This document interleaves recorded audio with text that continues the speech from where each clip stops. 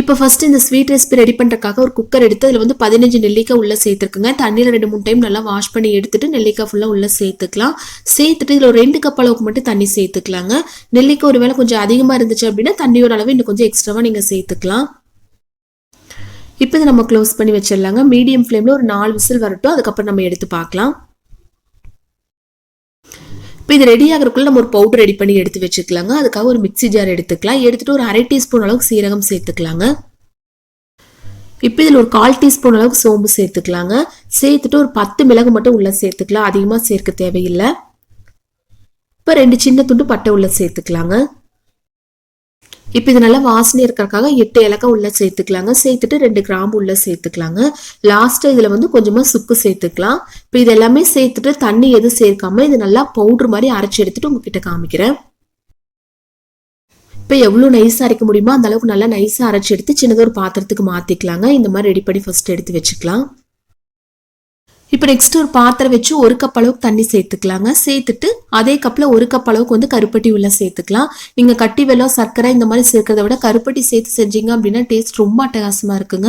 இப்போ இது நல்லா கலந்து விட்டு நல்லா கொதிச்சு வருது இல்லைங்களா, அந்த ஸ்டேஜில் நம்ம ஸ்டவ் ஆஃப் பண்ணி எடுத்துடலாங்க. அதாவது வந்து சர்க்கரை பாகுப்பதோ கம்பிப்பதோ அந்த மாதிரி எதுவுமே தேவையில்லை. இப்போ எடுத்து இது கீழே வச்சிடலாம். இப்போ நம்ம இந்த ரெண்டும் ரெடி பண்ணுறக்குள்ள குக்கரில் நெல்லிக்காய் வச்சிருந்து இல்லைங்களா, கரெக்டாக 4 விசில் வந்து கீழே எடுத்து வச்சாச்சு பாருங்க. இது லைட்டாக ஆறுனதுக்கப்புறம் இந்த நெல்லிக்காயில் இருக்கிற விதைகள் மட்டும் நம்ம தனியாக எடுத்துடலாங்க. அது இது நமக்கு தேவையில்லை. இப்போ அந்த தண்ணி சின்னதாக ஒரு பாத்திரத்துக்கு மாற்றிக்கலாங்க. மாற்றிட்டு நமக்கு தேவைப்பட்டுச்சு அப்படின்னா அரைக்கும் போது கொஞ்சம் கொஞ்சமாக சேர்த்து நல்லா அரைச்சி எடுத்துக்கலாம். இப்போ நெல்லிக்காய் வேக வைக்கும்போது தண்ணி இருந்துச்சு இல்லைங்களா, அந்த தண்ணிட்ட கொஞ்சம் கொஞ்சமாக சேர்த்து இந்த மாதிரி நல்லா அரைச்சி எடுத்துக்கலாங்க. இப்போ நெக்ஸ்ட் ஒரு பேன் வச்சு லைட்டாக சூடானதுக்கப்புறம் கொஞ்சமாக நெய் சேர்த்துக்கலாம். இப்போ நெய் லைட்டாக உருகி வந்ததுக்கப்புறம் நம்ம நெல்லிக்காய் அரைச்சி எடுத்து வச்சிருக்கோம் இல்லைங்களா, அது ஃபுல்லாக இந்த மாதிரி உள்ள சேர்த்துக்கலாங்க. இப்போ இந்த கருப்பட்டி தண்ணியெல்லாம் காய்ச்சி எடுத்து வச்சிருக்கோம் இல்லைங்களா, அது டைரெக்டாக அப்படியே உள்ள சேர்க்காம ஒரு வடிகட்டி யூஸ் பண்ணி வடித்து ஃபுல்லாக உள்ள சேர்த்துக்கலாங்க.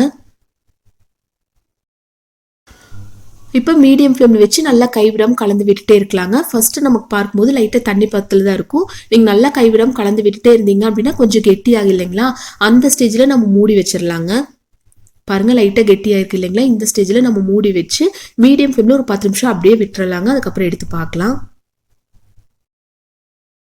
இப்போ ஃபர்ஸ்ட் பார்த்ததுக்கும் இப்போ நம்ம பார்க்குறக்கும் நல்லாவே டிஃப்ரென்ஸ் தெரியுது இல்லைங்களா, கொஞ்சம் கெட்டியாக இருக்கு. இப்போ என்ன பண்ணலாம் அப்படின்னா ஆல்ரெடி ஒரு பவுடர் அரைச்சி எடுத்து வச்சிருந்தேன் இல்லைங்களா, அது ஃபுல்லாக உள்ளே சேர்த்துக்கலாங்க. அதையும் சேர்த்து ஒரு டைம் நல்லா இந்த மாதிரி கலந்து விட்டுறலாம்.